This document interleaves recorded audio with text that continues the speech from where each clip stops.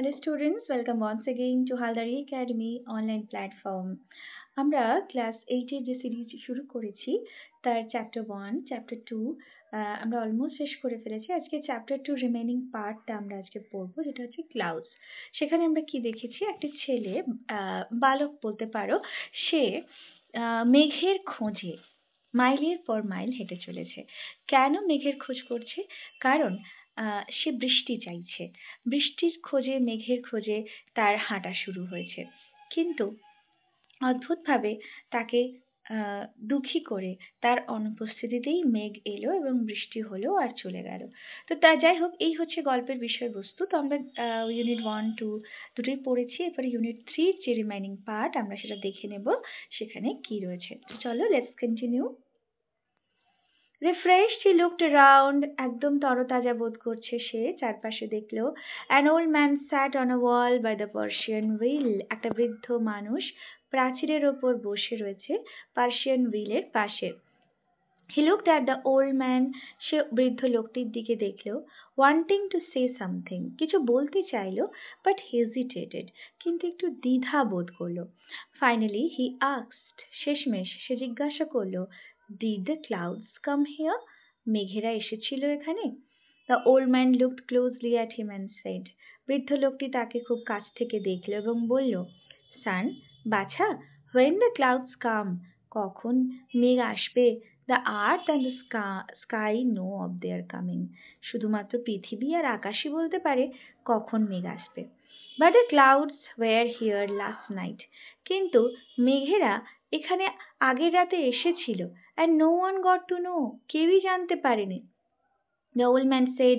বৃদ্ধ লোক বলল, It is not enough for the clouds to come. এটা যথেষ্ট ছিল না মেঘ আসার জন্য। I once lived in a place. একদা আমি এক জায়গায় বাস করতাম, where it had not rained for 10 years. যেখানে 10 বছর ধরে কোনো বৃষ্টি হয়নি। 10 years? 10 বছর? He was open mouthed. সে একেবারে মুখ খোলা, মানে একদম হাঁ করে রয়ে গেল। মানে কি, প্রচন্ড পরিমাণে বিস্মিত হলো এটা জেনে যে 10 বছর কোনো বৃষ্টি হয়নি। He sat there listening to his tales. সে সেখানে বসেছিল তার গল্প শোনার জন্য। আচ্ছা, টেলস মানে কি? তাহলে গল্প। টেলস মানে গল্প। সে তার গল্প শোনার জন্য সেখানে বসেছিল। Suddenly he realized how late it was. হঠাৎ তার মনে হলো সে অনেকখানি দেরি করে ফেলেছে। He walked for miles in the sun and dust. সে মাইলের পর মাইল হেঁটে চলেছে রৌদ্রে এবং মানে ধুলো, রোদ মেখে একেবারে হেঁটে চলেছে। He went back by the same dirt track and had taken to come there. এবং সে ফিরে আসছে সেই একই পথে, সেই মাটির রাস্তা যেখান থেকে সে গিয়েছিল, and had taken to come there. The sun was still fiercely hot. সূর্য তখনও অবধি ভয়ানকভাবে উত্তপ্ত। When he reached the mud hut. যখন সে মাডহাটে পৌঁছলো, he felt a nip. সে যেন বাতাসে একটা স্যাঁতস্যাঁতে ভাব অনুভব করলো। And the earth was damp underfoot. পায়ের তলার মাটিটা যেন একটু ভেজা ভেজা লাগলো।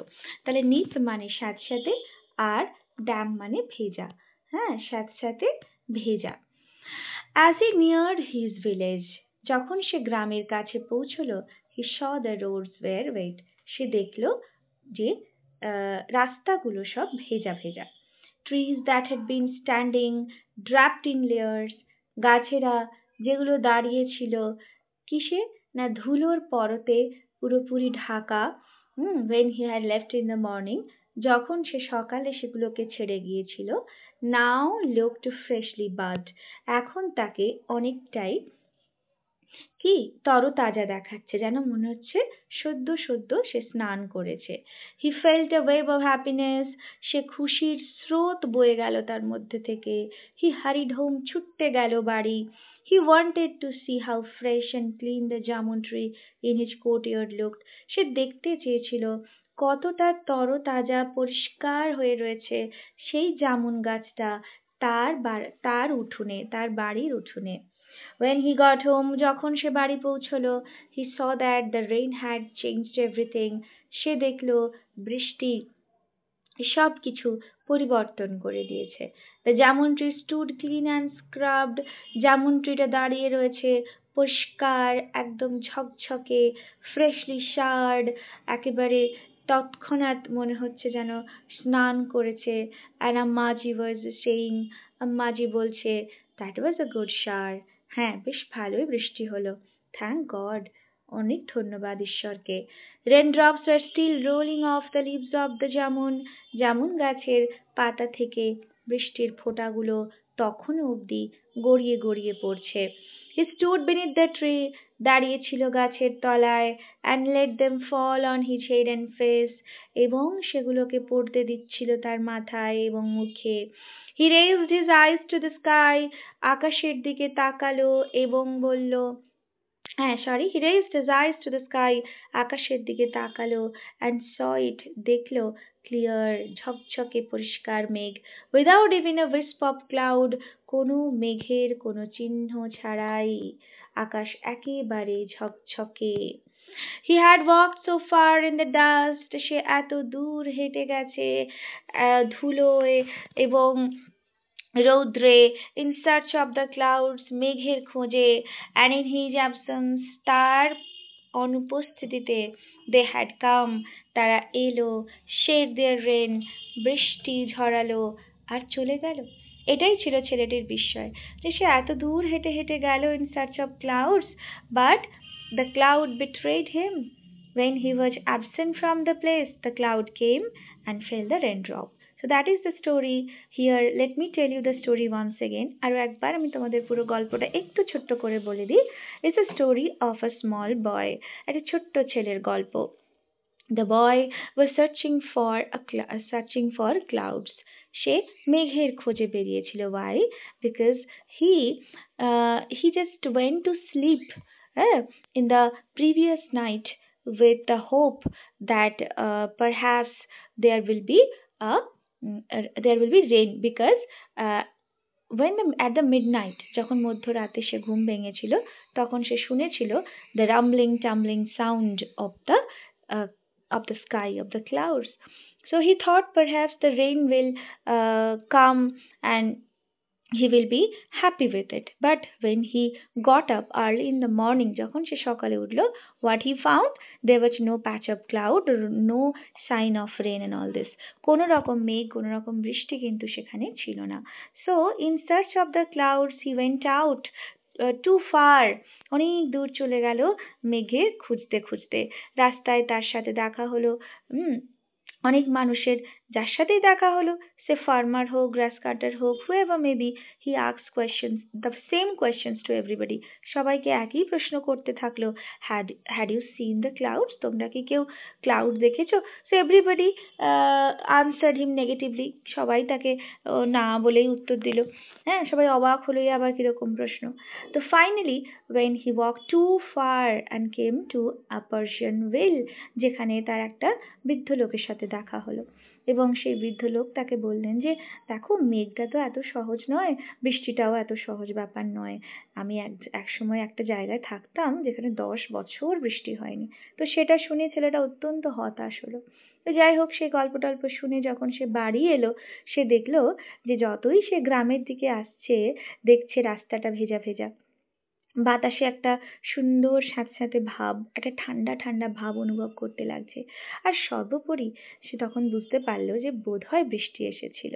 সেজন্য সে ছুট্টে বাড়ি গেল, বাড়ির আঙিনায় যে জামুন ট্রিটা আছে সেটাকে দেখার জন্য। কারণ তার কাছে সব থেকে happiest moment would be to see the jamun tree freshly bud. গাছগুলো দেখবে দীর্ঘদিন বৃষ্টি না হলে কেমন যেন ধুলোয় ঢেকে যায়, মনে হয় যেন ওদের খুব কষ্ট হচ্ছে, ওরা স্নান করতে পারছে না। যখন নতুন fresh of shower comes and have a birth of those trees, যখন সেই গাছগুলোকে ভিজিয়ে দিয়ে চলে যায়, তখন আমাদেরই যেন কি আনন্দ বোধ হয়, যে গাছেদেরও বোধ হয় খুব আনন্দ হচ্ছে, কারণ ওদের পাতাগুলো একদম জলের ফোঁটায় চকচক করে ওঠে। আর আমরা কি করি?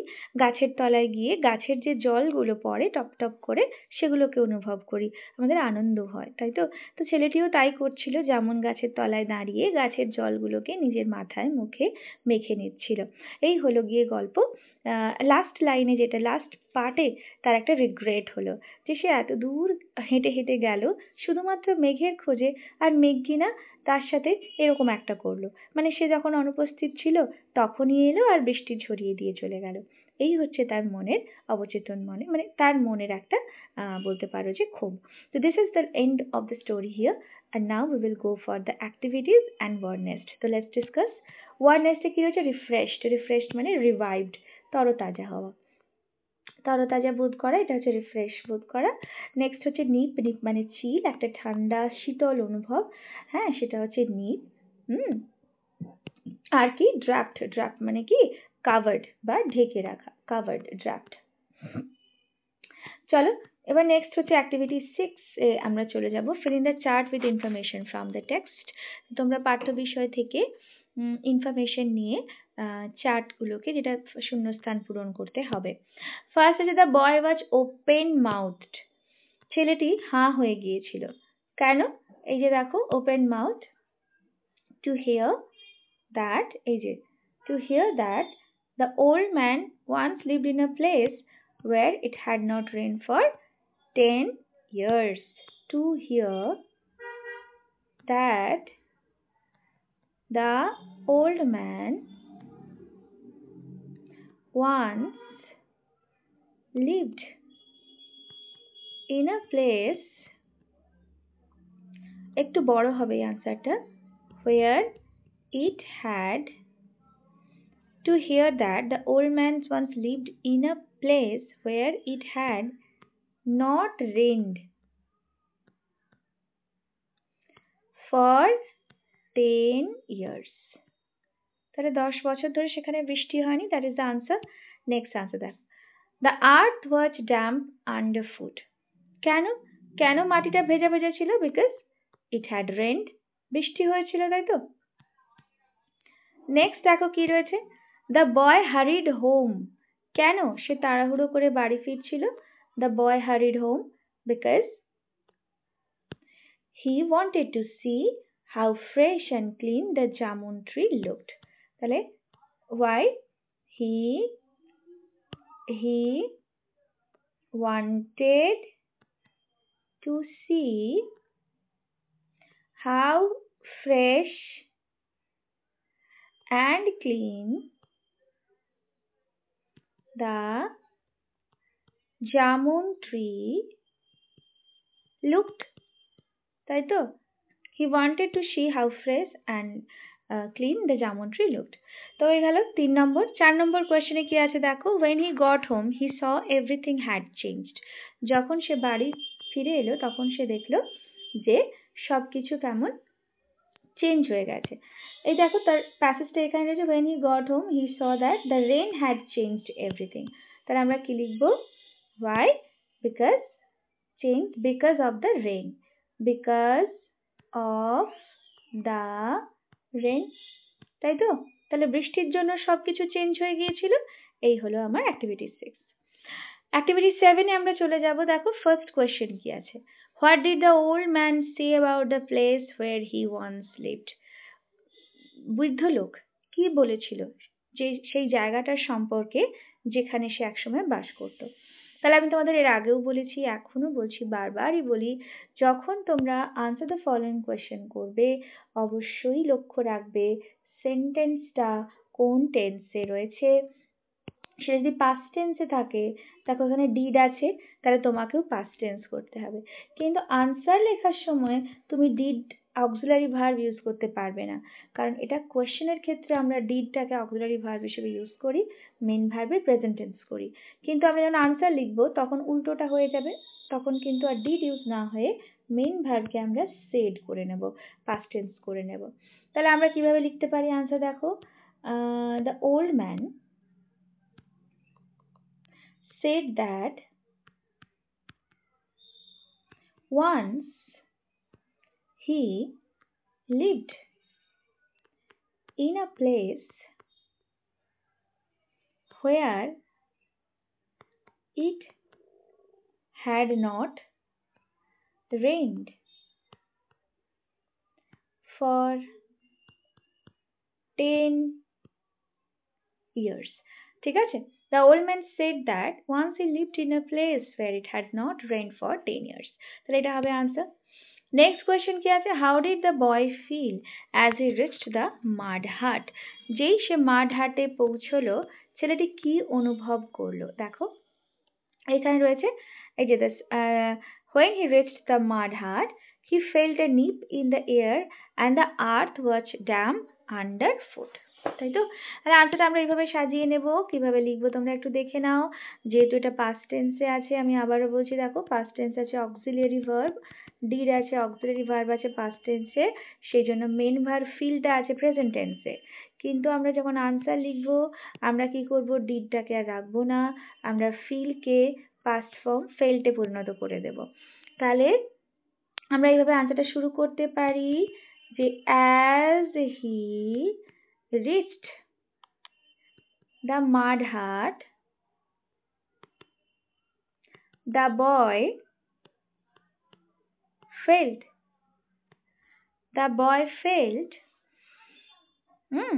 a nip. The boy felt a nip in the air and the earth was damp. The earth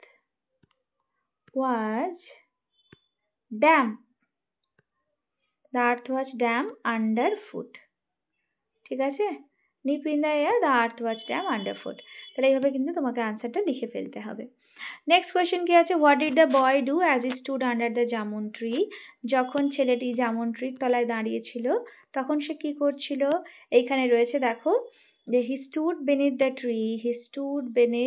tree and let them বলতে কি না সেই রেন ড্রপস গুলো fall on his head and face. ওকে, তাহলে আমরা আনসার কিভাবে লিখবো দেখো যে what did the boy do as he stood under the jamun tree. তাহলে আমরা আনসারটা আগের মতন করেই অ্যাজ দিয়ে যে ফ্রেজটা শুরু হয়েছে সেইটা দিয়ে শুরু করি।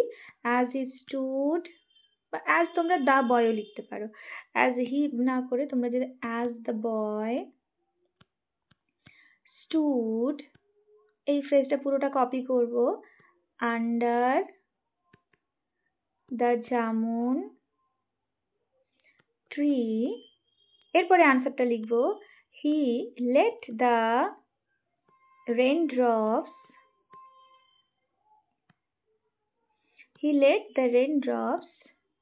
fell.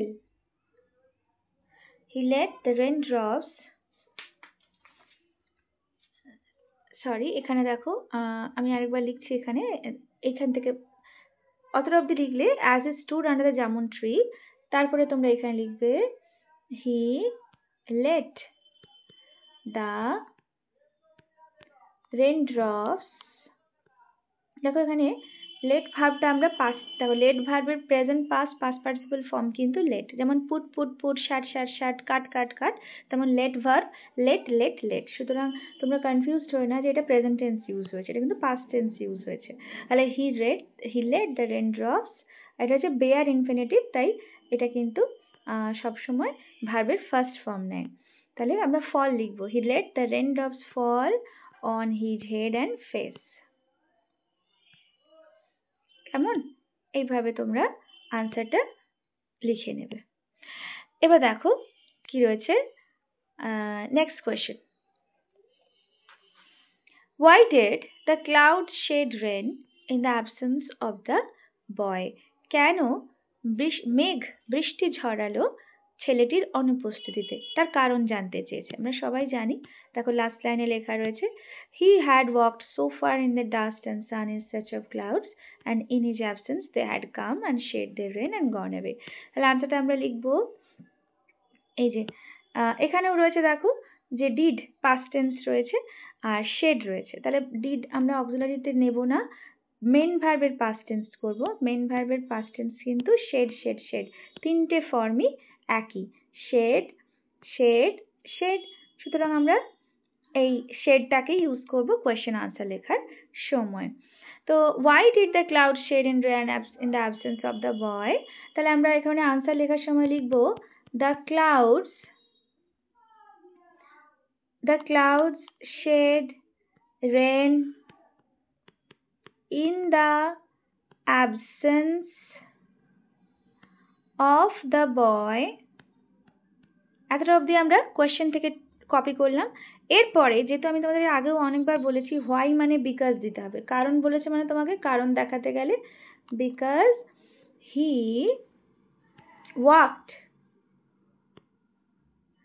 সরি এখানে স্পেলিংটা একটু চেক করে নাও, he walked, WALKED, walked too far অথবা far away, too far in search of the clouds, in search of clouds, ঠিক আছে।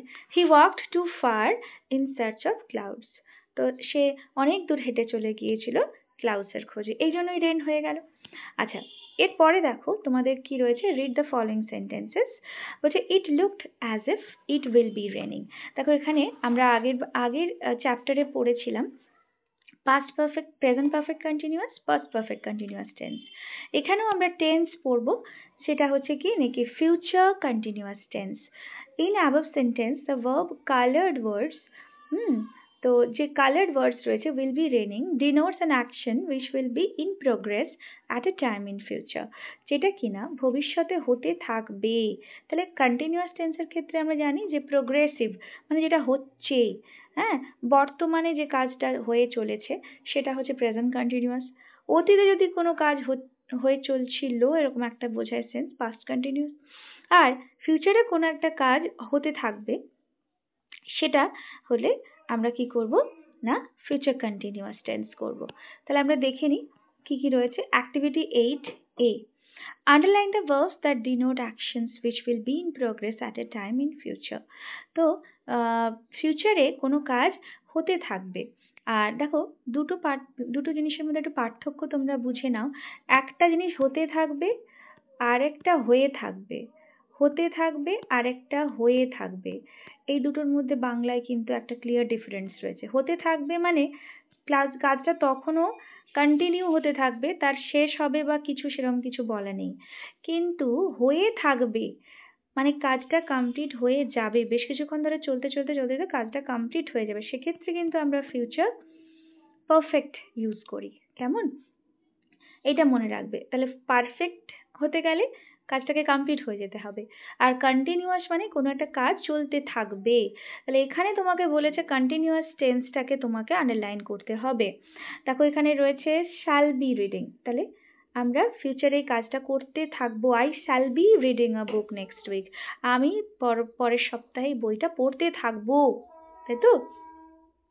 You will be going to school, তুমি যেতে থাকবে, কালকে এই সময় তুমি হয়তো স্কুলে যেতে থাকবে, বেশ কিছুক্ষণ লাগবে তোমার স্কুলে যেতে। তাহলে অতীতে কোনো কাজ মানে ভবিষ্যতে কোনো কাজ চলতে থাকবে বোঝালে আমরা ফিউচার কন্টিনিউয়াস টেন্স ইউজ করি। They will be visiting our house next month, next মান্থে তারা আমাদের বাড়িতে আসতে থাকবে, বাড়ি দেখা করতে আসতে থাকবে। তো the verbs you have underlined are in future continuous tense. A future continuous tense is a form of verb that denotes an action which will be in progress. Progress মানে in continuation, অতীতে কোনো কাজ চলতে থাকবে বোঝালে আমরা কি করি না future continuous tense ইউজ করি। এবার দেখো future continuous tense হলো, এবার এখানে বলেছে future perfect tense কিরকম করে হয় দেখো। এবার বলছি নিচের নিম্নলিখিত সেন্টেন্সগুলো পড়ো। Rain will have ruined his sleep he knew, will have ruined, তাহলে have মানেই একটা পারফেক্ট সেন্স চলে আসে। আর মনে রাখবে যে shall will থাকলে সবসময় have ভার্বের একটাই ফর্ম বসে, সেটা হচ্ছে have। তাহলে রেন কি হবে না তার ঘুম ভাঙিয়ে দেবে, হ্যাঁ, হি নিউ সে জানতো। তো in the above sentence the verb denotes an action that will be completed, সবসময় মাথায় রাখবে পারফেক্ট মানে একটা কমপ্লিশনের একটা সেন্স আসবে, যে কাজটা কমপ্লিট হয়ে যাবে। কন্টিনিউয়াস মানে সে কাজটা চলতে থাকবে, সে কাজটা কমপ্লিট হয়ে যাবার কোনো ব্যাপার কিন্তু বলবে না। কিন্তু পারফেক্ট মানে সেই কাজটা কোনো না কোনোভাবে সম্পন্ন হয়ে যাবে। তো সেটাই হচ্ছে ফিউচারে একটা সার্টেন টাইমে সেই কাজটা সম্পন্ন হচ্ছে বোঝালে আমরা কি করব ফিউচার পারফেক্ট টেন্স ইউজ করি। Underline the verbs that denote actions that will be completed in the future. তাহলে এখান থেকে তোমাকে যে কোয়েশ্চেনগুলো দেওয়া হয়েছে, এখান থেকে যে কাজগুলো কমপ্লিট হয়ে গেছে, মানে হয়ে যাবে ভবিষ্যতে, সেইগুলোকে তোমাকে আন্ডারলাইন করতে হবে।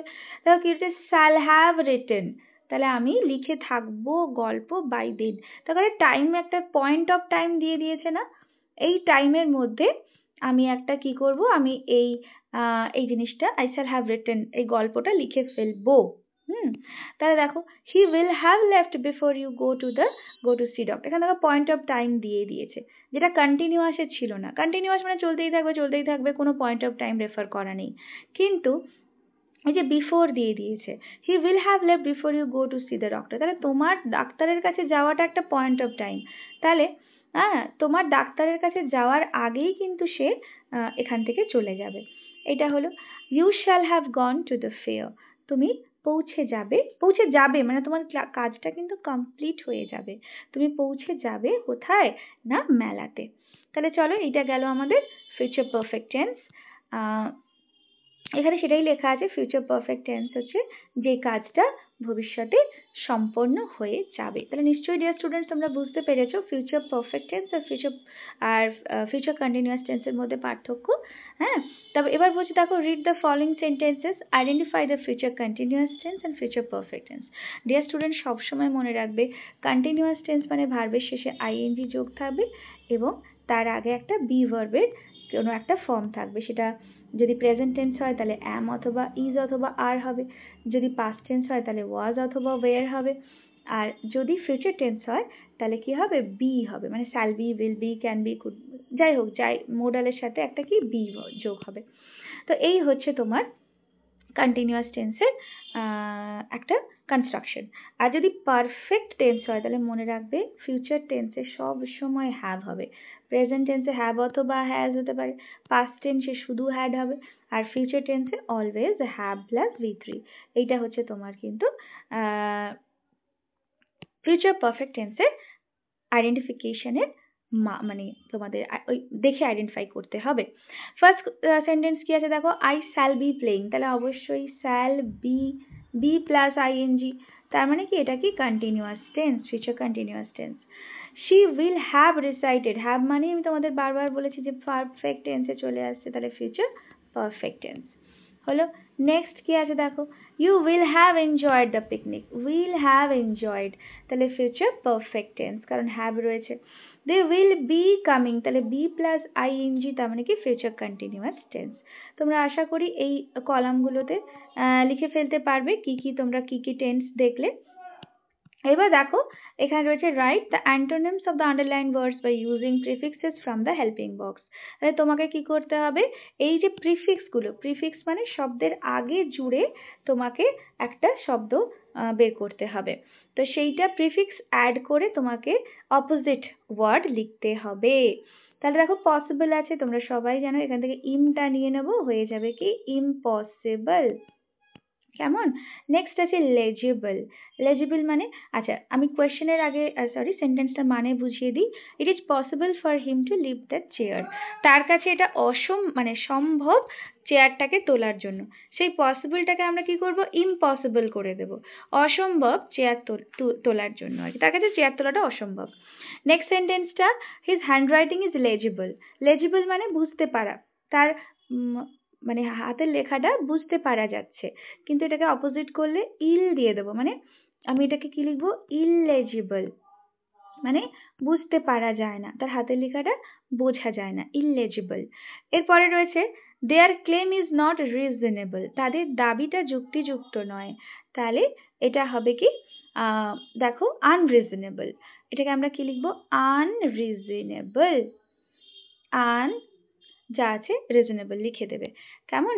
এরপরে হি বিলিভস হিজ ফ্রেন্ড, সে বিশ্বাস করে তার বন্ধুকে, তাহলে এটা কি হবে, ডিসবিলিভস। তাহলে এটা হবে ডিসবিলিভ, সে বিশ্বাস করে না তার বন্ধুকে। তো dear students, up to that we are ending the class. We have almost completed all the activities. Only writing part is left. In the next class we will learn how to write this writing parts, and we will learn also how to create a writing skill. So আজকের ক্লাসটা এই পর্যন্ত dear students, দেখা হচ্ছে next ক্লাসে আমাদের writing skill part নিয়ে। So, take care and bye.